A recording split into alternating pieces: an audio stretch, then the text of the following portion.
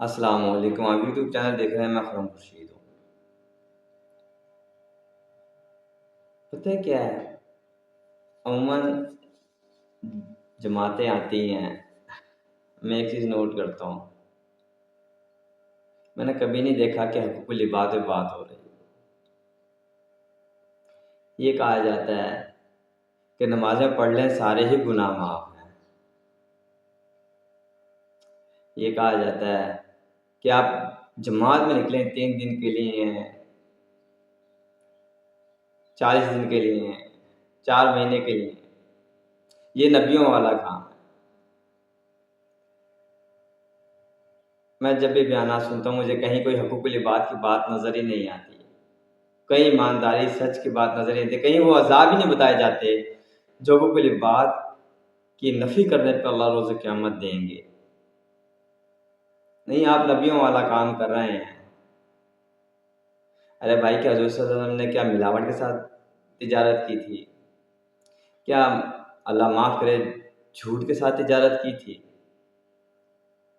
کیا آپ علیہ وسلم نے حقوق العباد چھوڑ دیے تھے؟ کیا یہ مثال قائم کی تھی؟ علماء کرام یہ کہتے ہیں کہ اللہ تعالیٰ نے حقوق اللہ تو رکھے ہی روپے میں 4 آنے ہیں، 12 نے تو حقوق العباد ہے، 12 نے قرآن حقوق العباد سے بھرا پڑا ہے۔ یہ بات ہی نہیں بتائی جاتی۔ اگر یہ بات بتائی جاتی ہوتی نا تو آج معاشرے میں جو حالات ہیں نا وہ نہ ہوتے۔ ہر کسی کو پتہ ہوتا ہے کہ ہماری نمازیں ہمیں نہیں بخشوائیں گی، خالی ہمارا تبلیغ میں نکلنا، جماعتوں میں نکلنا، سہ روزوں میں نکلنا، یہ نہیں بخشوائے گا میں خالی۔ میں ایک جگہ پڑھ رہا تھا کہ شمر حافظ تھا، 16 حج کیے ہوئے تھے شمر نے۔ کمی کو اللہ معاف کرے، صحیح ہے نا؟ تو 16 حج اور شمر حافظ تھا، کیا جنت میں چلا جائے گا؟